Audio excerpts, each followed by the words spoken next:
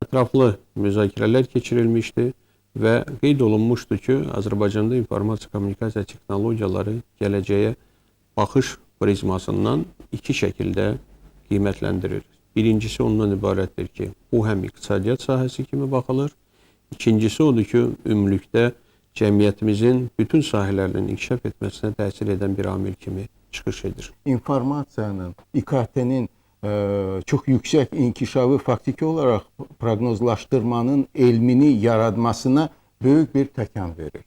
Bütövlükdə qeyd etmək istərdim ki, biz öyrənmişik ki, elm və informasiya, onların arasında münasibətləri öyrənmək. İndi isə belə bir neçə o biri məsələ də gündəmdədir. Onlardan biri də texnologiyalar və elm. Nə qədər elm daha yaxındır müasirliyə, iqtisadiyyata, real həyata və s. Burada da aydındır ki, İKT faktiki olaraq vasitəçi rolunu oynayır. Elm və millət, elm və iqtisadiyyat və s. Ümumiyyətlə, informasiya kommunikasiya texnologiyaları doğrudan da bir vasitə olmaqla həyatın bütün sahələrinə təsir eləyir. Yəni, iqtisadiyyata, siyasətə, sosiologiya, psixologiya, hətta insanın özünün şəxsi təfəkkürünə böyük təsir göstərir. Ona görə də ilk baxışdan deyirik ki, 2020-ci il uzaq bir tarix deyil, yaxındır, nədir 8 ildən sonra, bu gələcək, uzaq gələcək deyil. Amma bu informasiya texnologiyalarının inkişaf tempi elədir ki, bir 2 ildən sonra nə olacaq, onu proqnoz etmək çətindir. Yəni, informasiya texnologiyaları çox böyük sürətlə cəmiyyətin simasını dəyişir. Qloballaşmanın elə bir lokomotividir. Bütün dünyanı bir-birinə yaxınlaşdırır, bütün dünyanı bir-birinə sosiallaşdırır, bütün dünyanın o informasiya tələbatını ödəyir. Əlbəttə ki, bu informasiyanın özünün məzmununda müxtəlif dinlər var, mədəniyyətlər var, müxtəlif kontentlər var, yaxşısı var, pisi var, müəyyən problemlər yaradır. Ona görə də bu 21-ci əsrin başlanğıcında doğrudan da informasiya əsri adlandırılaraq çox böyük yeniliklər gətirir. Bu kontekstdən 2020-ci ildə nə baş verəcək, onu proqnozlamaq çətin məsələdir. Yəni, asan məsələ deyil. Ona görə də bütün alimlərin, ziyalıların, müxtəlif səvkidə olan o fəaliyyət göstərən insanların bu işə qoşulması, bir növ ölkə üzrə 2020-ci ildə nə baş verəcək kimi o inkişaf konsepsiyasının töhfə verilməsi çox əhəmiyyətli məsələdir. Çünki hələ gələcəyi qoyulan bir tərəfə keçmiş 8 ildə, keçmiş 10 ildə nə baş verir Azərbaycanda? Böyük inqilab baş veribdir. Texnoloji inqilab baş veribdir. Yəni, son 8 il ərzində Azərbaycanda bütün insanların mobil telefonla təmin olunması, internetlə təmin olunması, sosial şəbəkələrin istifadəsinə çevrilməsi, veb saytlarının çoxalması, insanlar artıq elə bir ki, Azərbaycanın özü qloballaşıb, bütün dünyada artıq bütün insanların bir-birinin təmasda olması imkanlar yaranıbdır. Bax, bu dövlət başçımızın son 8-10 il ərzində apardığı siyasətin nəticəsidir ki, Azərbaycanda texnoloji cəmiyyət yaranıbdır. İlk baxışdan görünən odur ki, Azərbaycan 20 il müstəqilliyi ərzində bir texnoloji bir nailiyyət əldə edibdir, texnoloji bir cəmiyyət yaradıbdır və bu çox böyük nailiyyətdir. Və bu texnoloji platformanın üzərində Azərbaycan gələcəyə doğru gedir. Özü də Azərbaycan tək getmir, bütün dünya ilə gedir. Qlobal cəmiyyətin bir tərkib hissəsi kimi gedir. Ona görə də 2020-ci ildə nə baş verəcək? O texnoloji cəmiyyət hansı informasiya cəmiyyətini gətirəcək? İnformasiya cəmiyyəti açıq cəmiyyətdir. İnternetin üzərində olduğu üçün bu açıq cəmiyyətdir. Açıq cəmiyyətin problemləri ilə qapalı cəmiyyət problemləri ayrı-ayrı söhbətlərdir. Ona görə də o açıq cəmiyyətin, o texnoloji cəmiyyətin üzərində milli təhlükəsizliyin təmin olunması, milli ideologiyanın təmin olunması, milli mənəvi dəyərlərin qorunması, iqtisadiyyatımızın, iqtisadi təhlükəsizliyimizin, bütün mənəviyyatımızın bir sözlə o yerin üzərində, yerin təkində ki, o bizim təbii resurslarımız var ki, o inkişaf olunur şuura, inkişaf olunur intellektə, insanların fəaliyyətinə, bütün münasibətlərinə reallıq bundan ibarətdir. Bax, bu reallığın fonunda nə etmək lazımdır? Ümumiyyətlə, gələcəyimizin fəlsəfəsini, gələcəyimizin doktrinasını dövlət başımız hələ 2003-cü ildə bu informasiya cəmiyyəti bir termin olaraq hələ təzə ortaya çıxanda 2003-cü ildə Cenevrədə informasiya cəmiyyəti məsələləri həsr olunmuş o dünya samitində o Azərbaycanın gələcəyinin fəlsəfəsini bəyan etmişdir. Qara qızılı, ağ qızıla çevirək, təbii resursları insan resurslarına çevirək. Bu bizim strategiyamızdır. Bunu necə təmin etmək lazımdır? Təhsilimizi, elmimizi yaxşı təşkil etmək lazımdır. Bütün fəaliyyətimizi informasiya cəmiyyətinin tərəfindən uyğunlaşdırmaq lazımdır. Azərbaycan gənclərinin bunu hazırlamaq lazımdır. Gələcəyin qurucularını hazırlamaq lazımdır. Buna görə də bizlər o Azərbaycan 2020 inkişaf strategiyasına töhfəmizi bu kontekstdə verməliyik. Ona görə də informasiya kommunikasiya texnologiyaları tək o vasitə kimi olmaqla yanaşı və həm də özünə təsir etməklə, özünü inkişaf etdirməklə yanaşı bütün fəaliyyət sahələrinə təsir eləyir. Dövlətçiliyə təsir eləyir. dövlətin idarə olunmasına təsir edir. Elektron hökumət meydana çıxır. Təhsil elektronlaşır, elektron təhsil meydana çıxır. Yəni bir sözlə cəmiyyətdə nəyimiz varsa, real dünyamızda nəyimiz varsa, onun virtual əkizləri meydana çıxır. Bax bu virtual əkizlər, virtual Azərbaycan, real Azərbaycan vəhdət təşkil edir. O qlobal informasiya cəmiyyətinin bətnində, o inteqrativ proseslərdə özünü necə qorumalıdır? Özünün necə inkişafını təmin etməlidir? Yəni o milli təhlükəsizliyi təmin etməklə inkişafımızı, rifahımızı necə təmin etməlidir? Bax bu bizim gələcəyimizin prioritetləridir. Çox düzgün qeyd elədik. Səmihlan müəllim, Əmrasim müəllim bu məqamları oradan da müxtəlif aspektlərdən yanaşsaq da ümumi biz gələcəyə baxırıq və gələcəyə baxış üçün də reallığı qiymətləndirmək lazımdır. Və reallığımız nədən ibarətdir? Ondan ibarətdir ki, bu günlər Azərbaycan, yəni müstəqil 20 illik həyat keçmiş ölkəmiz bu qısa müddət ərzində, yəni ki, ciddi nailiyyətlərə nail olub, ciddi inkişaf xətti keçmişdir. Ancaq bunun özü də bu günləri Azərbaycan hökumətinə, dövlət başçımızı müəyyən qədər yeni bir baxışı həyata keçirməyə, yəni ki, inkişaf konsepsiyasını, gələcəyə yönəlmiş inkişaf konsepsiyasını həyata keçirməyə də sövq edir ki, 2020-ci ildə Azərbaycan daha da güclənməlidir və hətta bu yaxınlarda keçirilmiş müşavirədə ölkə başçımızın qeyd etdiyi kimi inkişaf etmiş dövlətlər sırasına qoşulmalıdır və inkişaf etmiş dövlətlər sırasında olmalı. Bunun üçün güclü iqtisadiyyat və əhalimizin, vətəndaşlarımızın sosial rifahının təmin olunması vacibdir. Və bundan irəli gələrək bu inkişaf konsepsiyasının başlıca bir hədəfi o qoyulub ki, güclü iqtisadiyyatımıza çatmaq üçün qeyri-neft sektorunun inkişafı hesabına bizim ümumdaxili məhsulumuz 2 dəfə artmalıdır. Böyük məqsəddir, yəni ki, çox belə ambisiyalı bir məqsəddir. Ancaq nəzərə alsaq ki, bu keçən müddət ərzində son bir 8 ərzində Azərbaycan iqtisadiyyatı, ümumdaxili məhsulu artıq belə bir addım atıb, yəni belə bir inkişafa nail olub. Bunun əsası var və bunu doğrudan da nail olmağa bizim potensialımız var. Və bundan irəli gələrək hər bir sahədə inkişaf strategiyaları işlənir və ümumi bir gələcəyə baxışın tərkib hissəsi kimi müxtəlif sahələrə baxılır. Və qeyri-neft sektorunu qeyd etdik. Bu neft sektorunda informasiya kommunikasiya texnologiyaları aparıcı sektorlardan biri kimi baxılır. Və buna da nail olmaq üçün yenə də bu sektorun öz inkişaf dinamikası onu göstərir ki, son təqribən 6 ildə orta inkişaf səviyyəsi 30% səviyyəsində olub. Ancaq proqnozlar, yəni ki, bizim möhtərəm nazirimizin də o çıxışında qeyd etdiyi kimi, deməli, bu qlobal belə qarşıya qoyulmuş məqsədə, yəni ümumdaxili məhsulun 2 dəfə artırılması məqsədinə nail olmaq üçün məhz informasiya kommunikasiya texnologiyaları sahəsində də gəlirlərin, yəni ki, bu sektor üzrə gəlirlərin təqribən bir 5-6 dəfə artımına nail olmaq lazımdır ki, həmin o qoyulmuş hədəflərə çataq və bundan da irəli gələrək proqnoz ondan ibarətdir ki, illik artım təqribən 20% səviyyəsində saxlanılmaqla, ondan üstəlik olmaqla biz bu hədəflərə çata bilərik. Və bu zaman informasiya kommunikasiya texnologiyaları sahəsi iqtisadiyyatımızın bir tərkib hissəsi olaraq digər sahələrin də inkişafına təsir edəcək və öz inkişafı ilə digər sahələrin də daha da inkişaf etməsinə səbəb olacaqdır. Və buna nail olmaq üçün dünyanın artıq keçdiyi yollar var, dünya təcrübəsi var. Azərbaycan da bundan öyrənərək, bundan irəli gələrək öz konsepsiyasını irəli sürmüşdür. Və burada da konkret olaraq güclü ixrac yönümlü informasiya kommunikasiya texnologiyaları sənayesinin formalaşdırılması ölkəmizdə başlıca vəzifələrdən biri kimi qoyulmuşdur. Bilirsiniz ki, bu yaxınlarda Cənab Prezidentimiz tərəfindən informasiya texnologiyaları inkişafı üzrə xüsusi fondun yaradılması barədə deməli, sənəd imzalanmışdır, bu istiqamətdə işlər gedir.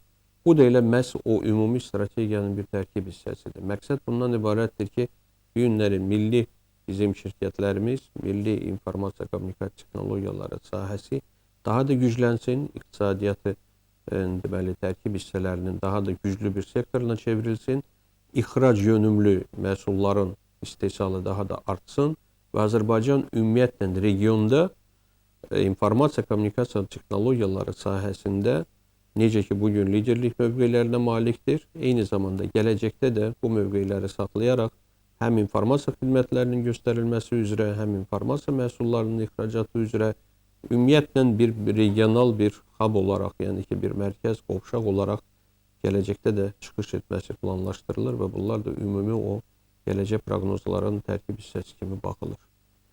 Elmir müəllim çox maraqlı söylədi və bir neçə ideyam da əmələ gəldi, bölüşmək istərdim.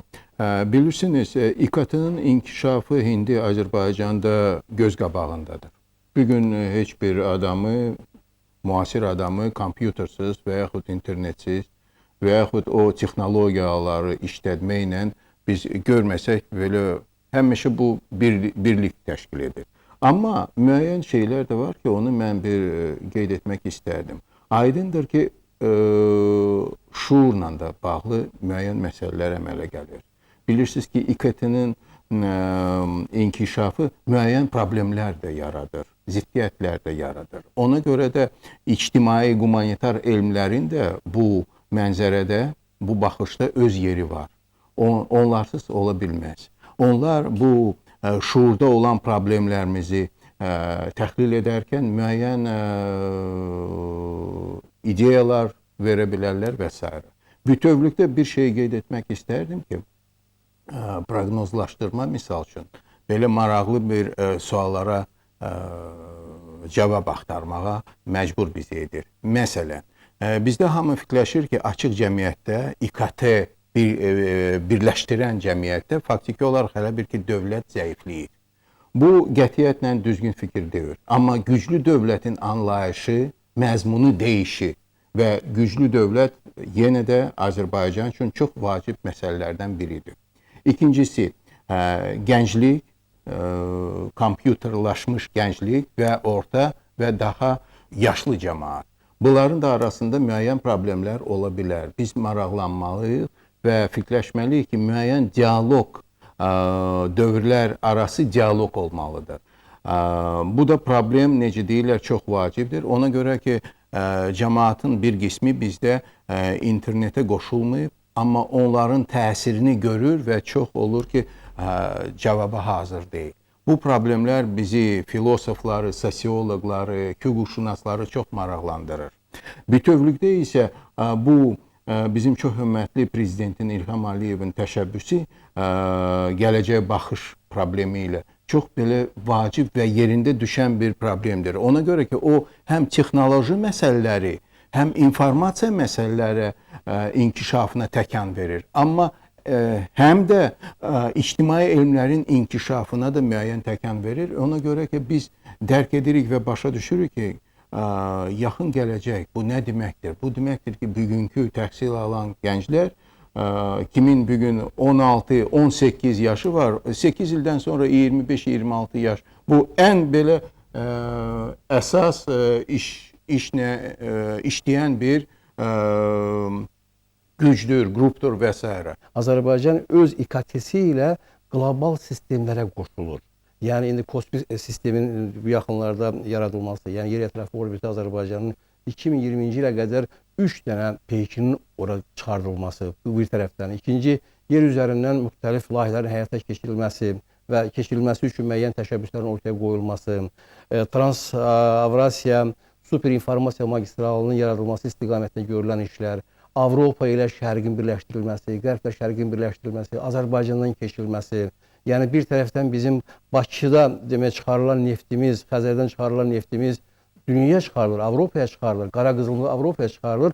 Digər tərəfdən də Avropada olan qabaqcıl birliklər texnik Azərbaycana gətiriləcəkdir və gətirilir də indi. Yəni demək istəyirəm ki, o qara qızılın, ağ qızıla onsuz da o transformasiya prosesi gedir Azərbaycanda.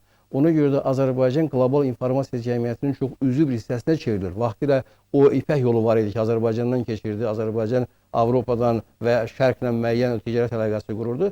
İndi isə zaman dəyişib, 21-ci əsrin özünün tərəfləri ortaya çıxıb ki, Azərbaycan dünyada olan sistemlərin, o qovşaqların, xablar deyirlər, xablarda olmaq lazımdır ki, Azərbaycan həmin o informasiyanı özündə saxlasın, satsın, biznesini qursun. Çünki artıq biliklər iqtisadiyyatı, informasiya iqtisadiyyatının önündə geçsin. Çünki Azərbaycanın özünün təbii sərvətləri sonlu deyil və bundan da başqa o təbii sərvətlər get-gedə inikas olunur insanların şuuruna, inkişafına, elm vasitəsilə, təhsil vasitəsilə, dünyanın ayrı-ayrı universitetlərini oxumaq vasitəsilə. Ona görə Azərbaycanda çox keyfiyyətli, intellektual imkanları güclü olan insanlar yetişirlər. Və bu bir tərəfdən, indi onun o ictimai tərəfinə qayıtmaq istəyirəm ki, insanların fərdi intellektləri bu informasiya kommunikasiya texnologiyaları vasitəsilə sosiallaşır, kollektivləşir. Yəni fərdi intellekt kollektiv intellektə çevrilir. 9 milyon insanlarımız artıq sanki bir-biri ilə əl-ələ verməyə başlayır, həmrəy olmağa başlayır, kollektiv intellekt ortaya çıxır. Yəni sivilizasiyanın inkişaf tarixindəki o kollektiv intellektin keçdiyi min illər yolu biz qısa bir müddətdə 5-10 ilə çox böyük sürətlə bir-birimizi demək bu informasiya məkanı vasitəsilə tanıyırıq, ünsiyyət qururuq, əlaqə qururuq, alimlər, gənclər, uşaqlar və ölkəmizin daxilində çox böyük, yüksək sürətlə sosiallaşma getməsi, kollektiv şuurun inkişaf etməsi və sanki yerin üzərində, yerin təkindəki o təbii resurslar olan kimi, qiymətli bizim qara qızlarımız olan kimi, yerin üzərində vətəndaşların özünün bütün şuurların, bütün intellektlərini bir-birinə bağlayan gözə görünməz bir sosial şəbəkə vardır. O sosial şəbəkə əl-ələ verib yeni bilik, yeni informasiya, yeni kəşflər, yeni ixtiralar ortaya qoyacaqdır. Və yəni bu proses davam da eləyir. Ona görə də Azərbaycan Respublikası yəni o fərdi insan resurslarıyla yanaşı eyni zamanda kollektiv olaraq dünyaya və Azərbaycan iqtisadiyyatına öz töhfəsini verəcəkdir. Ona görə də biz o qarşıdakı o demək gələcəkdə olan təhlükələrə münasibət bildirmək istəyirəm ki, bu sosiallaşmanın özü müəyyən qədər idarə olunan olmalıdır. Çünki var destruktiv sosiallaşma, yəni ölkənin o müəyyən proseslərindən kənarlaşma, milli ideologiyadan kənarlaşma, müəyyən dağıdıcı mövqe tutma, bir də var konstruktiv sosiallaşma, yəni ki, milli dəyərlərdir, milli ideologiyadır, özünü dərk etməkdir, yaxşı işlərə məşğul olmaqdır. Ona görə də son zamanlar o sosiallaşmanın özündə indi müşahidə edirik ki, heç də bəzi hallarda yaxşı hallara gətirmir. Amma bütün bunlara baxmayaraq, bütün bu təhlükələri anlayaraq bilirik ki, belə şeylər var. Ona görə də Azərbaycana gedən proseslər, həm onun texnoloji mühitinə gedən işlər, həm də onun üzərində gedən işlər çox təqdirə layiqdir. Çünki elə bu yaxınlarda dövlət başçımız tərəfindən ölkəmizin milli informasiya təhlükəsizliyinin yüksəldilməsi istiqamətində verdiyi o fərman da buna xidmət edir. Çünki Azərbaycanda çox etibarlı, xarici və daxili təhlükələrə demək davam gətirə biləcək informasiya resursları yaratmaq lazımdır. Çünki o informasiya cəmiyyətinin özünün immunitetini yüksəltmək lazımdır. Cəmiyyət artıq get-gedə daha çox informasiyadan asılı olur. İnsanların bütün şəxsi həyatından başlayaraq, ailə həyatından başlayaraq, bütün dövləti münasibətləri hamısı inşas olunur bu elektron mühitlərə. Ona görə də həmin mühitin demək təhlükəsizliyinin təmin olunması, onun qanunvericilik bazasının möhkəmləndirilməsi və bu istiqamətdə praktik addımlar aparılması üçün dövlət başçımız tərəfindən verilən o fərmanlar da məhz bu məqsədə xidmət edir. Ona görə də gələcəyin özü gələcəkdir, amma problemlər də gətirəcəkdir. Yəni o gələcəyin özü həmişə xoş şeylər gətirmir, xoş məqamlar gətirmir. Eyni zamanda o mənfi tərəfləri də vardır. Çünki qeyd etdiyimiz kimi açıq cəmiyyət artıq bütün başqa ölkələrlə, yaxşısı ilə, pisi ilə, dostu ilə, düşməni ilə vahid mühitə gətirilir. Burada informasiya müharibəsi qaçılmazdır. Burada müxtəlif problemlər qaçılmazdır. Ona görə də bax bu açıq okeanda o gəminin başına hər cür iş gələn kimi burada da demək bu təhlükələrdən heç kim sığortalanmayıbdır. Bunu əvvəldən dərk etmək lazımdır, buna qarşı tədbirə görmək lazımdır. Ona görə Azərbaycanda bu informasiya cəmiyyəti proseslərinə həm texnoloqların, həm politoloqların, həm sosioloqların, qanunvericilərin, siyasilərin qoşulması, əl-ələ verərək bu informasiya cəmiyyətinin və gələcəyimizin ətraf müzakirələr aparılması çox təqdirə layiqdir. İnformasiya kommunikasiya texnologiyaları bir vasitə kimi baxılır ki, ölkəmiz inkişaf etsin, ölkəmizin hər bir sahəsi inkişaf etsin. Və bilirsiniz ki, cənab prezidentimiz dəfələrlə təkrar edib ki, davamlı inkişaf üçün cəmiyyətdə təhsil, elm və texnologiyaların simbiozu, yəni bunların üç tərkib hissələrin inkişaf etdirilməsi, paralel inkişaf etdirilməsi çox vacibdir. Və bunlar vəhdət şəklində ümumilikdə cəmiyyətdə həm bir fərdin, hər bir vətəndaşın ümumilikdə və cəmiyyətin və dövlətin inkişafına səbəb olan məqamlardır. Əgər biz təhsilimizi daha da gücləndirəriksə, daha da inkişaf elətdirəriksə, bizim balalarımız yüksək təhsil əldə edərək yeni biliklərə çatıb, elmi bəşəri dühaları daha da özlərində əks edib, bunu Azərbaycanda tətbiq etdirərlərsə və bunun üçün də müasir texnologiyalar bunların işini bir qədər də asanlaşdırarlar, bu işləri daha da tez və operativ və effektiv görməyə kömək edərsə, əlbəttə ki, bunlar o inkişafımızın əsası olacaq və burada da qeyd olunduğu kimi ki, bugünkü gənclərimiz hansılar ki, bu günləri o qeyd etdiyimiz sosial şəbəkələrdə bir-biri ilə birləşirlər və bunlar da bu əsaslarda, yəni ki, xüsusən də qeyd edərək ki, milli dəyərlərə söykənərək, ölkəmizin inkişafına xidmət edərək, bu əsaslarda daha da ciddi, daha da nailiyyətlərə əldə edə bilərlər və ümumilikdə inkişafımızın təmin edilməsinə xidmət edə bilərlər. Bizdə elmdə müəyyən dəyişmə olmalıdır. Bu dəyişmə elə olmalıdır ki, elm özü informasiyon olsun. Hələlik danışanda aydındır ki, biz deyə bilmərik ki, elmimiz bütövlükdə informasiya elmidir. Bu hələlik ənənəvi elmdir daha çox. Və burada müəyyən dəyişmələr aparmalıyıq. Bu bir. İkinci məqamı qeyd etmək istərdim. Bilirsiniz ki, bizim çox hörmətli prezidentin sosio-mədəni modelləşmə həqqi var. Mən hesab edirəm ki, bu çox vacib həqqdir və informasiyalaşmış elmlə və bilik cəmiyyəti ilə birgə bu bağlantısı çox belə bir üzə çıxıcı. Bugün bəlkə də daha az, sabah daha da çox. Aydındır ki, bizim bugün dominant şuur, sabahki dominant şuurla fərqləri olmalıdır. Bu fərqlər neydədirlər? Mən özüm üçün belə başa düşürəm ki, ənənə və müasirlik, sadəlik və mürəkkəblik. Belə çıxır ki, Azərbaycan bugün bizim inkişafımız elə bir nöqtəyə gətirib çıxardır ki, biz sadə ənənəvi cəmiyyətdən daha çox müasir və mürəkkəb cəmiyyətə keçirik. Bu çox böyük şuurda inqilablar tələb edir. Bu inqilablar neydədir? Biz öyrəşmişik ki, ən asan bizim, ən vacib sözlərimiz sevgi, inkişaf, ədalət və s. sadədirlər. Amma müasir şəraitdə onlar mürəkkəbləşir. Dəy demirəm ki, vətəndaşlıq, vətənpərvərlik lap mürəkkəb anlama çevrilir. Biz fikirləşməliyik və faktiki olaraq bizim elmimiz, ictimai, humanitar elm hələlik necə deyirlər, bu suallara cavab verə bilmir, açıq danışaq. Və müasir 20-ci ildə vətənpərvərlik necə olmalıdır? Elə də asan məsələ deyil. Halbuki aydındır ki, xarici qərb ölkələrində, ABŞ-da alimlər bu səpkidə işləyir. Bəlkə də sağlamamaq da lazımdır. Misal üçün, Alvin Toffler, Francis Fukuyama və başqaları. Amma bir şeyi, üçüncünü mütləq qeyd etməliyəm. Onlar bizə postsovet dünyasına, şərqə atırlar ki, güclü dövlət lazımdır, müasir deyil və s. Amma özləri yalnız güclü dövlətdən fikirləşirlər. Və baxın, geosiyasi məkanda necə ABŞ və o birisi dövlətlər çalışır ki, onlar gücünü saxlasınlar, daha da güclü olsunlar. Və mən belə başa düşürəm ki, biz unutmalıyıq ki, bugünkü güclü dövlətimiz, Azərbaycanın güclü dövləti sabada mütləq güclü olmalıdır və onda bütün bizim nailiyyətlərimiz nail olarıq. Və İlham mənim qeyd etdiyi kimi modernləşmə bütün demək, fəaliyyət sahələrinə təsir eləyir və dövlətimiz də inkişaf edir. Yəni keçmişdəki dövlət, indiki dövlət və gələcəyə gedən dövlət ayrı-ayrı dövlətlərdir. Çünki təsir eləyir bu informasiya cəmiyyəti, informasiya texnologiyaları dövlətin özünün funksiyalarını həyata keçirməyə, indi son zamanlar elektron hökumətin formalaşması, vətəndaşlara hakimiyyət orqanlarının elektron informasiya xidmətlərini təklif etməsi, vətəndaşlarla hakimiyyət orqanları arasında münasibətlərin artıq internetlə qurulması bu dövlətin özünün mahiyyətini yeni reallıqlara uyğunlaşdırır.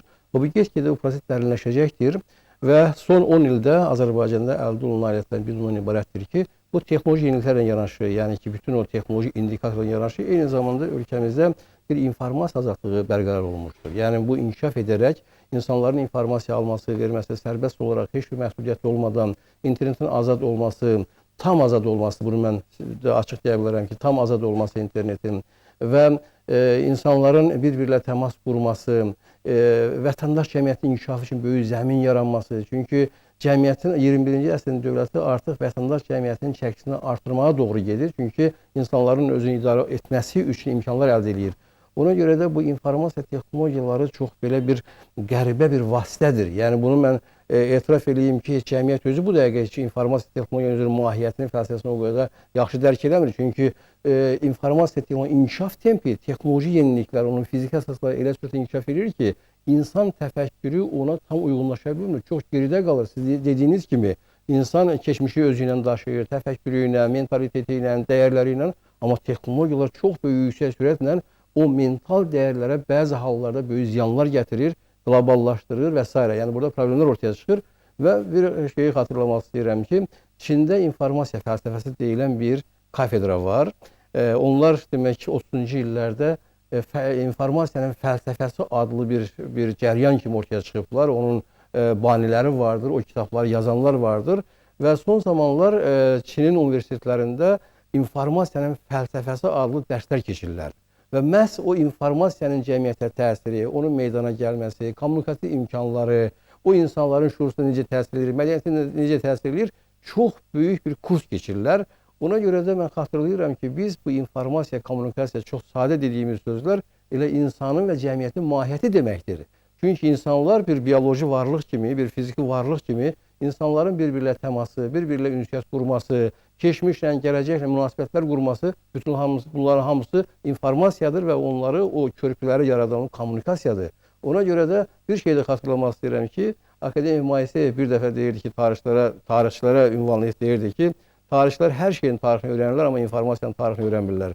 Yəni bu informasiyanın tarixi, insan o qədim sivilizasiyanın başlanğıcı indiyə qədər insan informasiya necə davranıbdır, o kommunikasiyanın tarixidir, informasiya inqilablarıdır, bu texnoloji inqilabları meydana çıxması onlara hansı imkanlar veribdir. Görürsünüz, informasiyanın biz fəlsəfəsini, informasiyanın tarixini öyrənməmişik. Ona görə 21-ci əsr bizi bu informasiya texnologiyalarını üzləşdiribdir.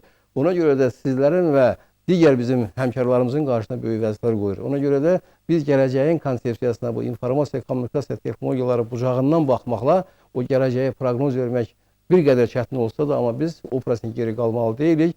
Dünyada yeni proseslərə yaxın olmalıyıq və ölkəmizi inkişaf etdirməliyik. Elnur onun qeyd etdiyi kimi gələcəyimiz o milli, ümumiyyətlə bütün komponentlər üzrə təhlükəsizliyini təmin etməklə məhz xalqımızın rifahını yüksəltmək, insanların o demək ki, intellektual imkanları reallaşdırılması üçün bir birliklər cəmiyyətini formalaşdırmaqdır.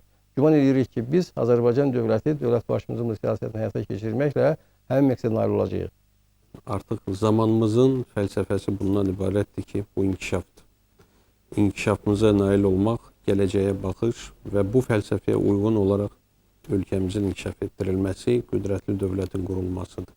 Və bunlar da bizim burada elə bugün bu günlər danışdığımız məqamlar da hamısı bunlara xidmət edir ki, ölkəmiz 2020-ci ildə və ondan sonraki illərdə qüdrətli, öz tarixinə əsaslanan, mədəniyyatından bəhrələnən, inkişaf etmiş cəmiyyətə malik olan bir dövlət kimi dünyada daha da tanınsın.